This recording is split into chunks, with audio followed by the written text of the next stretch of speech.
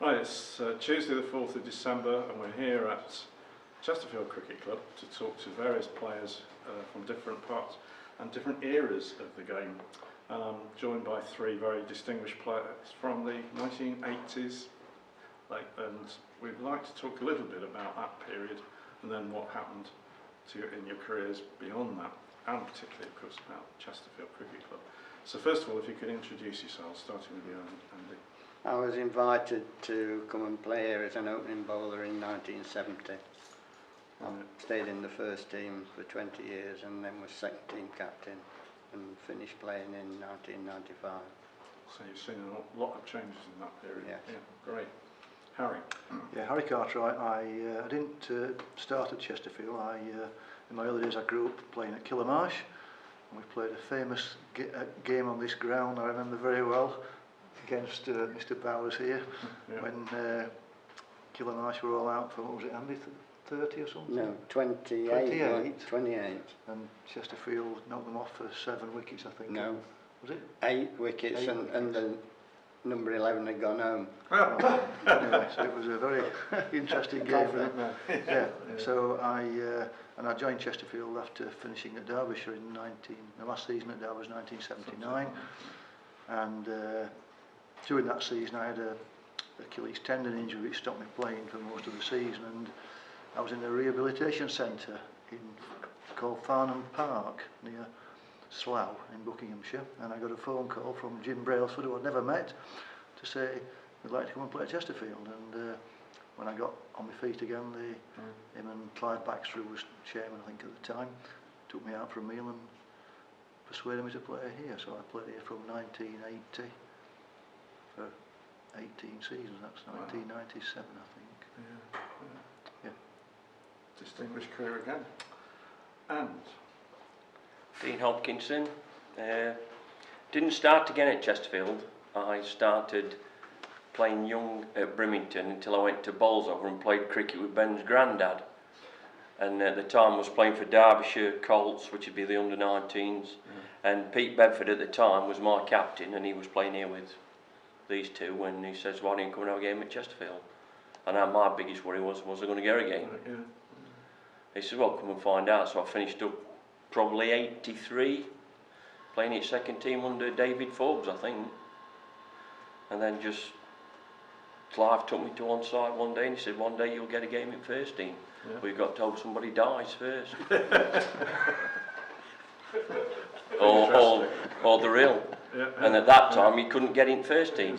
It was second team cricket on a Saturday, and then you're hoping someone of them were churchgoers on a Sunday and you got a game then. Yeah.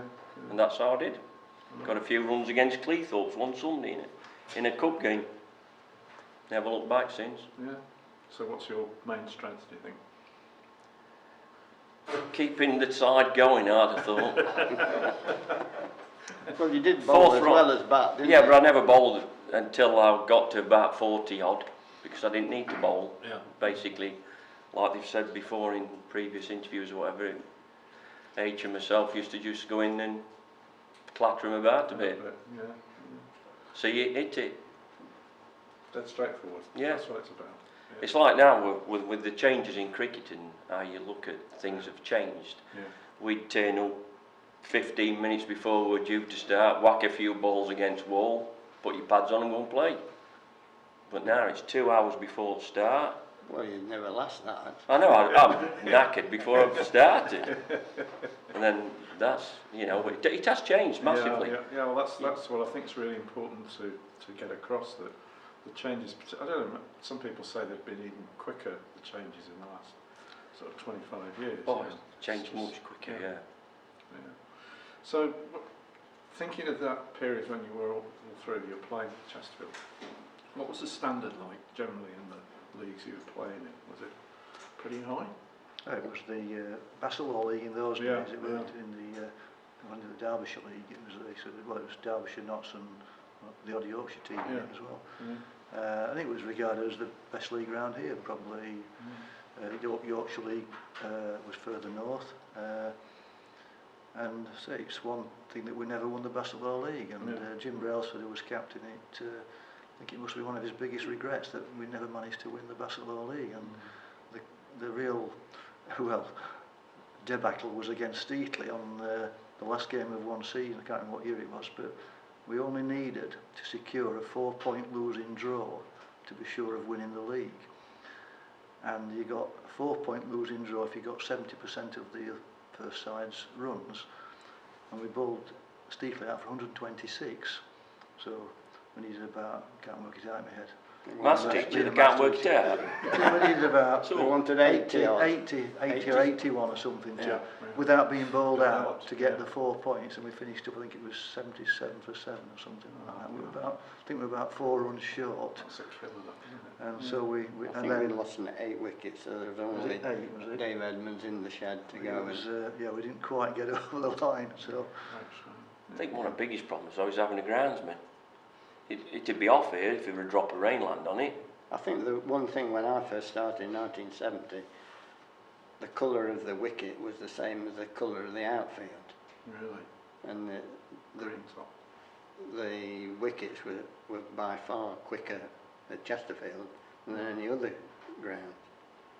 And we had a batsman called Steve Yates, who was in his 50s when I came here, and he used to hit straight sixes with one hand. He took the bottom hand off and just went through.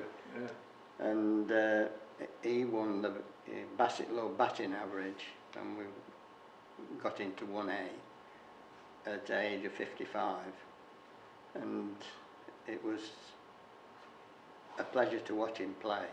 Yeah. And he'd been a Spitfire pilot in the World War Battle of Britain. Yeah. So and he kept his physically, he was very fit and light on his feet. Yeah.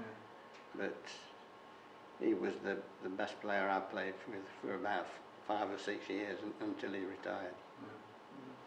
So, and you were a bowler, Andy, primarily? Yes. So, yeah. What was your strength? Short bowling. I was going to say, nothing pitched up from bowlers. No, just Harry tried to get me to pitch it up a bit, didn't you? actually, I remember us opening the batting together at Retford once. Yes. Do you remember? Yeah. Yeah. Nobody else turn up. I can't remember the circumstances, but we certainly did. No, I'd been on at Jim Brailsford to let me have a bat, so he said, "Oh, well, you're opening with Harry," and it was a Tomlin's Cup match. And we put a few on, didn't we, Harry, We did, till I think so. reality came back.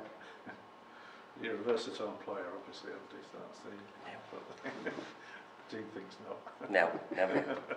Andy used to surprise them, you see, if they didn't know him, Yeah. they'd see he wore his glasses then, and he'd have Oh, them right, strapped yeah. on with a piece of elastic, and he'd come trundling in, and they'd just think he'd be Steady little medium dobbers. pace, and then they'd be very surprised at the speed it came down at them.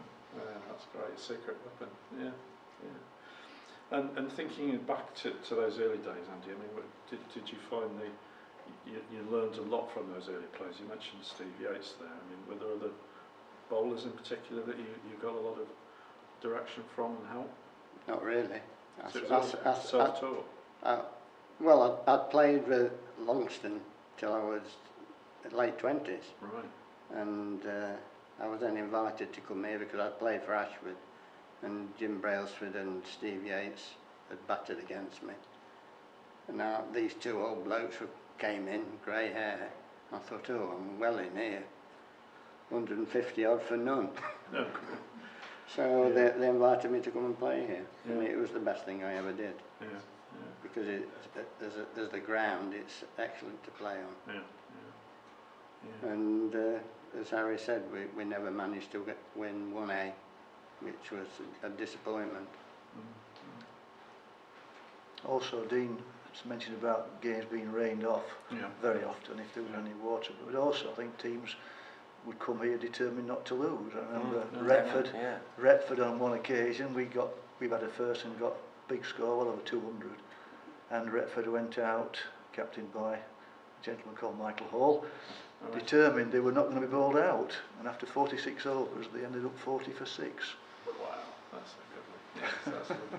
Or asleep on boundary, I think. on that game. I think they'd not got to lose to win the league though. I think that's that. Yeah. Is that it? Yes, Yeah. yeah. Yeah, they're a bit complicated, these rules, aren't they? Not no wonder you got to. And keep on the top. the problem was then that you only had one new ball, and the two new balls didn't come in till the 1980s, was it? Or later. You didn't have to have a new ball, did you? You could No. chuck anything you wanted in. And in the end, you provided the new ball for yourself, but you only had to have. If you did have a new ball, the ball in second, Yeah. it was getting a lot softer. Yeah. Yeah. Yeah. So there is- playing on here, yeah. if somebody didn't want to get out, it was most difficult to get them out. It weren't easy to bowl out. Mm.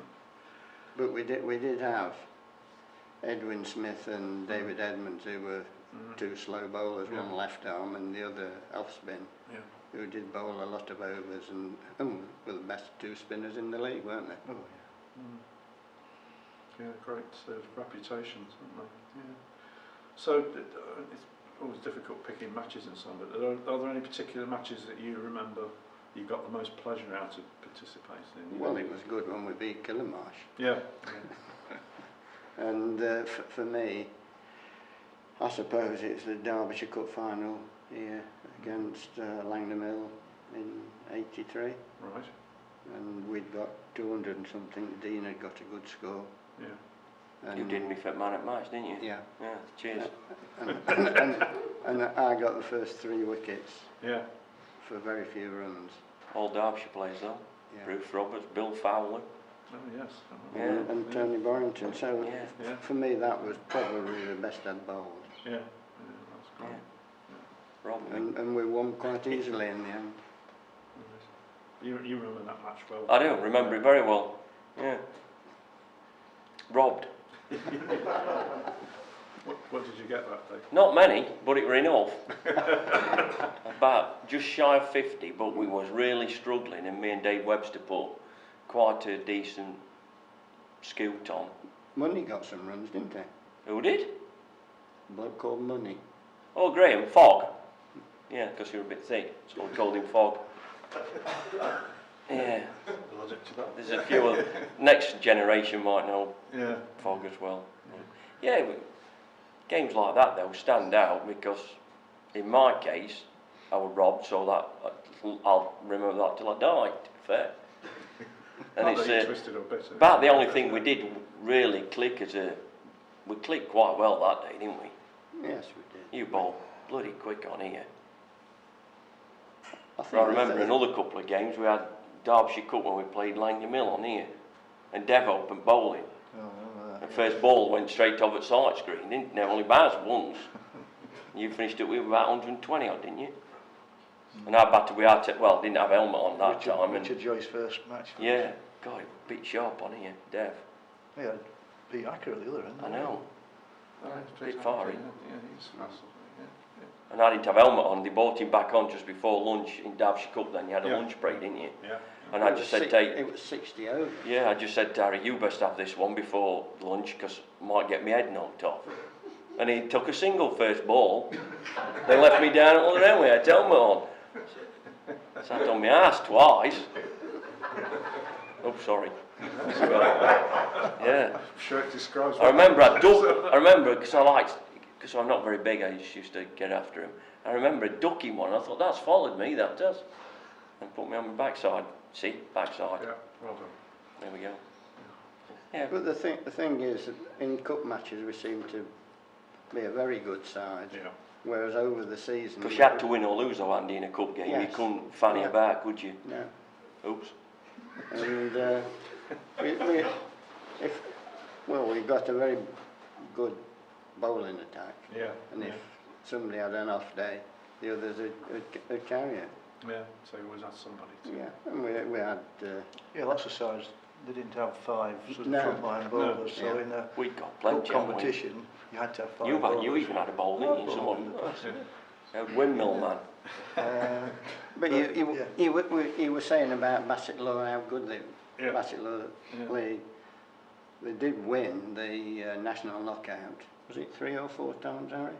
Well, we did have a lot of played representatives together from here, here, didn't we? I've still got the photo on my mantelpiece. Me and you. Yeah, Yeah, So, I was 19, was that 81? something like that. 84. We always had some good representatives from here though, in league side. Yeah, and it sounds like, you know, as you say, you've got the depth to be able to bring players on. Well, we did have some good professionals, and Harry was the best professional we ever had. By a mile. For the simple reason that he was available all the time, whereas before we had Derbyshire players And who were only available at certain times. Yeah, yeah. So Jim did a good job when he Lifestyle converted Harry Derby. to play. And Ted Emsley, we had Ted come and play, didn't we? Ted played. Ted played. And is that the Worcestershire? Yeah. wasn't it? Yeah. Played Yeah. football at Yeah, Sheffield yeah, United. yeah, yeah. And I suppose we're talking about younger players who played for Derbyshire in the 70s. There was Roger Finney, Alan Morris, Jeff Miller, John Walters. Ian Waring went and played, didn't he? Ian About Waring 80s. went to Sussex rather than Derbyshire. Yeah, So so it's a high standard. a lot really was with Jim that he did encourage younger players to play. Yeah, which is great. So looking back, it sounds like, notwithstanding some upsets in the past, it's been a very happy time playing for Oh, yeah. Chesterfield Cricket Club. You wouldn't want to play anywhere else. No. No chance. Well, you did. Yeah, but you come here though, and facilities are second to none. Yeah. You go to some grounds, you can't get your bag through the door. Yeah. No running water. Yeah. But you know, you're spoiled, to be fair. You know, Well, we were with the groundsman as well, yeah, weren't we we? had a grounds. We didn't Yes, have to yeah. pull covers on and off, or. Yeah. But then again, some grounds didn't have covers Covers, no. or sight screens. No. No, it's pretty basic. Isn't it? You know, and the facilities when they used to be in the bottom corner for practicing were amazing. Yeah. And that's always the test, isn't it, really, in terms of if you can only play well if you've got the facilities to be able to back you up. So yeah. So, conscious Harry, I've not asked you what was your sort of 18 years here as a professional. What's your Well, abiding as memory? they've said, that's the ground itself. It's a beautiful ground, Yeah. and I've played on just about probably all the county grounds in the country. I know the main county ground's different because it's enclosed with stands and things, but I've played on lots of out grounds as well. And I think the only ground that would compete with this is the Parks at Oxford. But I don't think there's any other ground in the country that compares with apart from that one. You know. Yeah. But, so it's a lovely place to play, and yeah, some happy memories of playing here. Well, we all got on with one another really, didn't we? I know we might have shouted at Yeah, people on the... Brian were a bit awkward at times, wasn't he? Yeah. Well, he came after me. It's the only time I've seen you lose your temper. That was the funniest day in my life. That. I'm glad we got run out. Where did we play? Where there were no windows in that clubhouse. When you got run out from boundary and H went mental. Yeah, that was quite. Hosiery Mills, was it? Grisovich were playing. Was it Mansfield Hosiery Mills? Yeah. Oh dear. Sounds a bit grim, that one. He shut the door so we couldn't hear him have a go at Brad, but he forgot there were no windows in, no glass in windows. But Harry never lost his temper, never such a professional on and off the pitch, but that was amazing that day. Anyway, changing the subject, another game I remember very well, it wasn't played here, it was played at Blythe. They were in 1A, and Andy's opening bowler partner, Dave Brightmore, did the hat-trick twice in one innings. That is. I don't know if that's ever been done. I don't know. That's very But unusual. it was unbelievable. It was as if every ball he bowled that day was going to take a wicket with. You got, how many catches did you take off him? Well, I was getting to panic a bit at Slate because I was thinking how these were I doing. got the first one of the first hat-trick and the last one of the second hat-trick. I don't know about any others, I can't remember, but I remembered that. But yeah, it was amazing, that one. Fantastic moment to end on, guys. Yeah. Thank you. That's So I mean, been we had like Andy and Dave opening the bowling, Yeah. it was David Webster, and then the two spinners, and you know we'd got the best balanced sort of bowling attack, I think, by far in the league. Yeah. Great. Thanks, guys. That's lovely. Okay, Thank you.